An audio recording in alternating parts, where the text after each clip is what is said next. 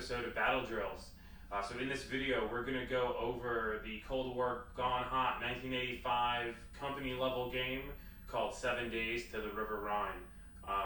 I'm a huge fan of this game. I'm a huge fan of the initiative mechanic and the order mechanic to activate units, and the fact that it's a company minus platoon plus size scale, so you don't run into the tank parking lot issue that you kind of see in Team Yankee. So getting after moderns, playing 15mm moderns, and having the table look good and good spacing in between tanks always makes a former tanker happy. All right, so we'll jump right in and we'll show some of the core mechanics of the game, and then we'll talk about some intricacies, and then we'll show you 1 or 2 rounds of the game. So what we're going to do now is we're going to go over Great Escape Games 7 Days to the River Rhine rules review. So with your rule book, you're going to get some tactic cards that you can play throughout the game. We're not going to cover this in this video. We'll do that at a later battle report. Just like for Spectre and Bolt Action, what we're going to do is we're going to walk through the rule book. So basically what you need is you need your rule book, you need a D6, a D10, something to use for order tokens, and something to use for morale markers, as well as a tape measure, and I recommend a laser pointer. Almost all distances, range doesn't matter. The only time range matters is within 12 inches for infantry, for them firing their anti-tank weapons, and also bonuses for 12 inches for shooting infantry, depending on the gun. And also ATGMs can engage within 12 inches, so they have to engage outside of 12 inches. Otherwise, there's no need to break out the range ruler to measure distances. I love this concept. Ultra Combat Normandy has a very similar concept. They're on the table, they can see each other. Ground scale ratio with the weapons that they're using, it means they can fire at each other. It's awesome, and I really appreciate that. It really keeps the game moving. Here is a roster card. I made this, so this was given to the players who played in my 7 Days to the River Rhine game at Millennium Con. But the same thing's found in your rule book, and you can write this out, or if you want, shoot me an email or hit me a message on Facebook or on my blog, and I'll shoot you the Excel file that I use for that. To make this, it also shows you your breakpoint levels depending on what mission you're at. So some key things to point out here. You have your basic type and name. There is no limit, right? So there is no you must have compulsory 3 infantry or you have to have 3 tanks. You just design the forces you want to play. Same thing with allies. If I want to throw a couple Abrams in here and say higher headquarters detach some Abrams down to the French, just do it. There's no rules against it, and there's no real like nationality traits or anything like that in this game that you get. So I enjoy that part, right? Because that allows me to collect these beautiful Battlefront 15mm miniatures, and maybe I don't want 15 Abrams, I just want 1 or 2, or I picked up the Tanks Modern War like little blister packs I have of 1 or 2. You can totally throw them in your force and play with them. All right, so your front armor and your side armor, very self-explanatory. And then you have your weapon number, right? So an AMX 30S is weapons value is a 10. So if an AMX 30 is shooting another AMX 30 to penetrate the front armor, you roll a d10, you add the result, and you compare it to the front armor. If it equals the number of the front armor, it's going to equal to... you'll max out on your morale tokens, so you'll get 6 morale tokens in a tank. And then if it penetrates it, then the vehicle is going to explode. And there's 2 levels of explosion. It's either going to just die, or it's going to explode and give a morale marker to everyone within line of sight of it. The to-hit value, that is on a D10. A 5 or better is your to-hit, and there's modifiers for moving and cover and all that good stuff. Morale is how many morale markers you can take. Morale markers usually happen... when your vehicle, or for vehicles specifically, when your vehicle gets hit and or when your vehicle gets glanced. So equal to your value but not over, you'll go up to your morale value. And then if you go over your morale value, you'll rout and that unit will be taken off the table. And then you have your points, and then you have your breakpoint value. Breakpoint value is a number that's calculated. So this army has 62 breakpoints, and then when a third of the army, so when there's only 19 breakpoints left on the table, is left on the table, or another way to think about it is if 2/3 of the army is destroyed, so that would be 38 points. If 38 breakpoints is destroyed, you lose the game in 99% of the scenarios, and you're routed. So that makes things like the Gazelle a little bit more risky to play with because it's 11 breakpoints, right? So that one thing's almost the same amount of breakpoints as 2 tanks. So it makes you think about protecting your assets a little bit more.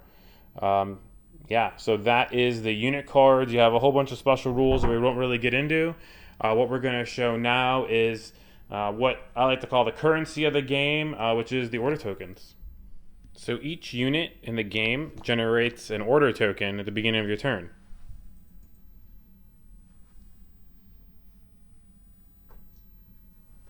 These order tokens, this is your currency, right? This is your currency for the game. Your commander generates 2 order tokens.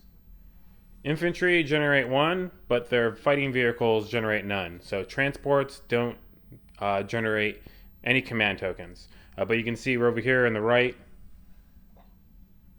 you got infantry in that building. So the infantry is generating that token, and this token's right here by the building by them.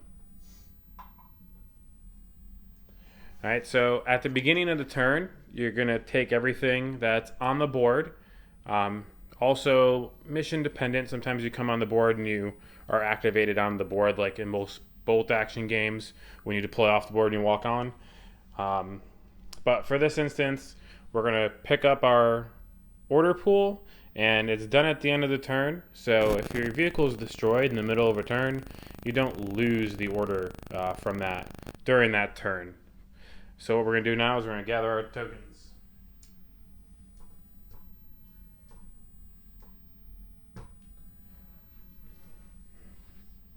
So player A and player B now would roll off on a d10. The higher scorer will grab initiative for this turn. Now initiative can be passed back and forth between the player. So right now, on this side of the table, right here, is the active player, and player B on the other side of the table will be the reactive player. 4 basic actions you can do. So it's a move, a shoot, an embark, and a disembark. And you can combine these actions in multiple ways, and this is highlighted on page 8 of the rulebook. So you have the move and shoot, you have the shoot and move, you have the rapid move, which is a double action, so both of your 2 actions, a move and embark, a fire and embark, and then you have firing an anti-tank guided missile, which is 2 actions because it's a little bit slower. You have a battle group morale check, and then you have a fallback check. So move and shoot, shoot and move, embark, disembark, those are pretty obvious things. We'll just show right here. Let me grab this camera and turn it over here. So let's look at this awesome 15mm black sight studio terrain. So let's say my APC was over here, right next to the Lone Star Historical Miniature Society measuring tape. Put an order token on it. It can move up to 12 inches, which is its move distance. So this quick reference sheet you can find on the Facebook page. It's in the back of the rule book, very helpful. It can move up to 12 inches, so it's going to do a regular move. And then it's going to disembark its infantry. Its infantry can disembark up to 1 inch. And if you're within 1 inch of a building, you can occupy that building. So these French troops are going to go inside this lovely black sight studio terrain. This token is on the APC because the APC is the one that activated. So if you were to do another activation and you wanted to activate your infantry inside the building, there's no rolling a dice because it's the first time that unit's activated. If you wanted to go over rough terrain, you'll have to take a terrain test. So let's just say that wheeled vehicle wanted to go over the rough terrain in front of it because that little dugout that it's in right over there is rough terrain. He would need to roll a 6. Doesn't roll a 6, so he doesn't go past the terrain. So he stays in the terrain. Same thing, let's go for that tank over there. Tracked vehicle, as you can see on our chart, ref terrain is a 2. So he's good. He can go and continue, and Charlie Mike can go about his business. So you can see right here in that chart, so just for simplicity for this video, we declared that that was rough terrain since I was right there and it was easy. But you have to make a terrain check, and that gives some advantages to your ATVs and your tracked vehicles. Alright, so the game begins with initiative roll-off. Unless there's a different scenario special rule, you'll roll a d10, and the winner of that roll will have initiative. So what happens is you pick up all your tokens,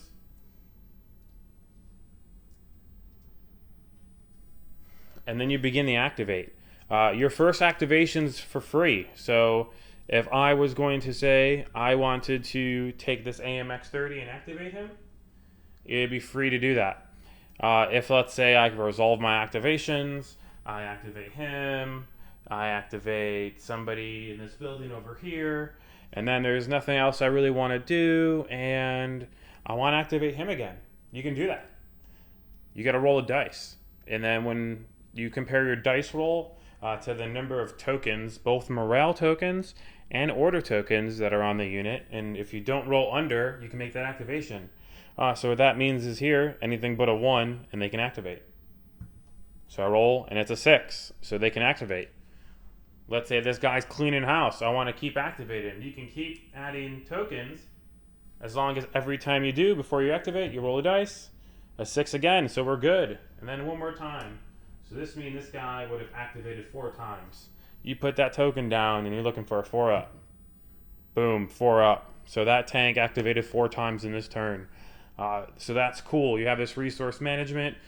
If somebody's in position, you can just leave them in position. You don't really lose anything, and you can prioritize your activations.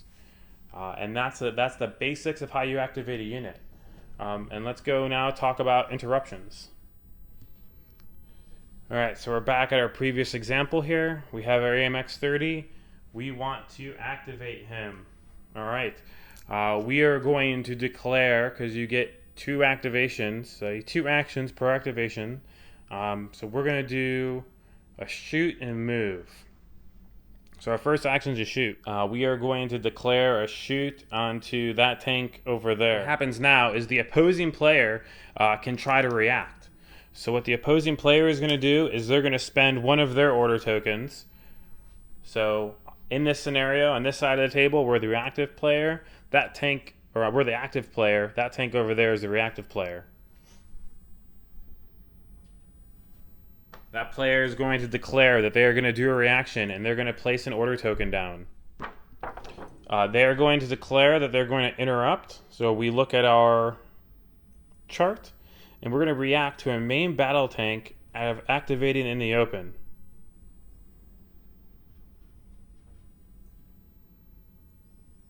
All right, so if it had any previous command tokens, not the one that was put onto it, but if it had any previous tokens, you would add +1 to this roll, and since he's in the open, it's just going to be a 3-up. So we're going to roll a d6, and on the score of a 4 is good enough for us to react. If this score was a 6, then not only would we be allowed to react as the reactive player, but then the opposing player, the owner of that tank right over there, after this activation would then have the initiative. So it's not a true I go, you go. There are opportunities to pass the initiative to your opponent at any time, especially if you want to hang on to a couple tokens towards the end of the turn. And also, you're going to have the initiative stolen from you. In this situation, the best thing that the opponent wants to do is to move. Right? So he's not going to try to fire back. So he successfully reacted to the opponent declaring that he was going to shoot. So then he will conduct a move.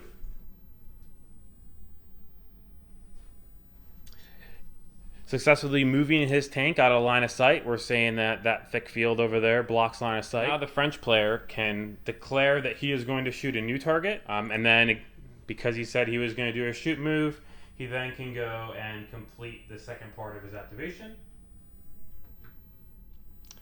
The reactive player up here, he only can declare move or shoot and move. So he can't move and then move. So he couldn't move back into place like he was before. All right, for the sake of fun, we're going to say that AMX 30 is not to declare a move shoot. He's going to declare a shoot, right? So he's going to react to the French tank saying he's going to fire him by firing at him first. So what we're going to do now is we're going to consult our chart. You can see the firing modifications here. So the target tank did not move. However, the shooting tank is reacting to the enemy tank. And there is no obscuration provided to the tank. If you had... Oops, sorry, bumped the mic there. If you had enemy dismounts within 12 inches of the firing unit, so within 12 inches of him over there in the top, you would take an additional -1. So that's where infantry, correctly paced infantry, can really cause havoc for your opponent or for you if they're left unchecked. So what we're going to do then is we're going to roll a dice. That's a hit value, as we discussed before, for an AMX 30 is a 5-up. So it's going to be -1 because it's going to be a reaction fire. So you're looking for a 6 or higher to hit. We roll the dice and we roll a 1, so it does not hit. All right, so now the active player, the owner of this AMX 30, is going to take his shot at the opponent's AMX 30. He did not move. However, the reactive AMX 30 is 50% obscured, so he's also going to need a 6 to hit. He rolls a dice and he rolls a 5. Does not hit. Now, the reactive player is going to move, because he said he's going to fire a move, and he's going to put himself out of cover. Now, the active player is going to finish his move. That ends that order. What we're going to do now is that AMX 30 is going to try to activate again. We're going to put an order token on him and roll a dice. All right, so he's good. If he rolled a 1, he wouldn't be able to activate, and the initiative would go back, would change sides and go to the other team. So what this player is going to do is he can move his main battle tank 12 inches.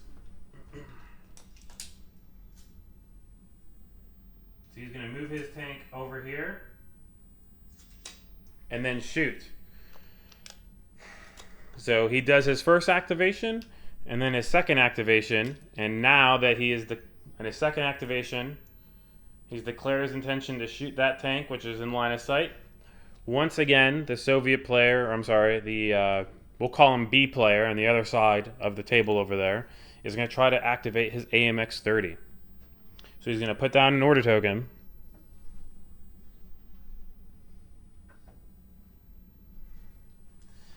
And let's consult the chart.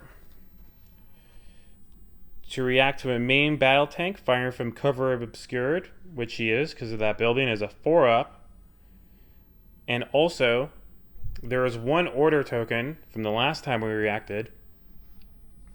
So it's going to be a 5-up.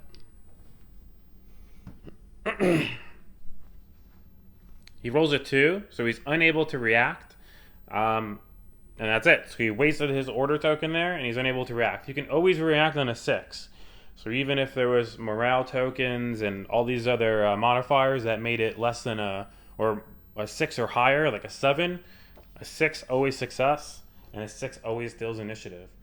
So what's going to happen now is player A's AMX 30 is going to shoot. Not only did he move, but the opponent is obscured, so it's going to be -2. So he's looking for 7s. And he rolled a 5. All right, let's just say he rolled an 8. Oh, a 10. Look at that. He succeeded. All right. Now we're going to do a damage roll. The front armor is a 14, and the weapon value is a 10. What we're going to do here is we're going to roll this D10, and we're going to compare the score here to the number. 7. Weapon value of 10. Score of 7 on a D6 or on a D10 is a 17. That's a penetration on that AMX 30 over there. We're going to roll a D6. and on a 5 or a 6, the tank is going to explode, and everybody within 4 inches of him, invisible, will take a morale marker. Nope. So he's just normal dead, and this tank is destroyed. All right, in 7 days, helicopters don't sit on the table and loiter. They make attack runs. So for 1 command token, you can bring it in on your side of the table edge. And for 2 command tokens, you can bring it on either left or right side of the table edge, but not your opponent's side of the table edge. And what this will give you is potentially better opportunity for flank shots. You resolve whether or not the enemy has anti-aircraft, whether or not the aircraft gets shot down. You do your shots, and then the aircraft is taken off the table. Pretty straightforward, and just think of it as there's no loitering on the table for your aircraft.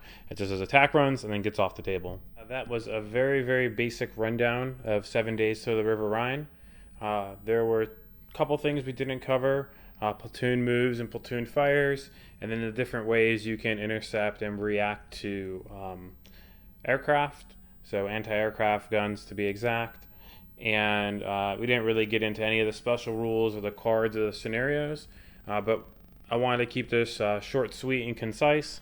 An initial primer for you before you step into your first game of 7 days, perhaps enough to tip you over the edge to get you to start playing 7 days to the River Rhine, or if you've been out of the loop for a little bit playing other games and are coming back and just want a quick refresher. And just like with Spectre operations, and then eventually with bolt action, what I'll do here for 7 days is I'll come back with a part 2 and maybe a part 3 and flesh out a little bit more of the rule book. But like I said, the rule book's very thin, and I don't want to say it's very basic because that has like negative connotations to it, but it's 42 pages and it has everything you need to play. And very rarely are we stuck in the rule book trying to figure out how to play the game. After a couple turns, even if it's been a month or two, we're in the swing of it, and we're not even looking at the rule book. And to be honest, the quick reference sheet has everything right there. There's a lot of decisions to make in this game, and that's what's very interesting. You know, there's momentum that shifts back and forth. You have the initiative play. You're constantly stealing initiative, giving initiative, trying to maximize your activations while not doing too many activations. So you're caught unawares at the end of the turn by your opponent. So I think that that back and forth play between you and the opponent with the orders tokens, that definitely adds some depth to the game that you don't need depth in the rules and have a 100-point or 100-page rules manual that goes into all the different nuances, right? Like, doesn't matter if my vehicle turns 180 degrees or 45 degrees, right? Leave your protractors at home, just move your vehicle where you want it to go when you move it. I love it. Quick, fun gameplay. So I hope you enjoyed, and we'll see you in the next one.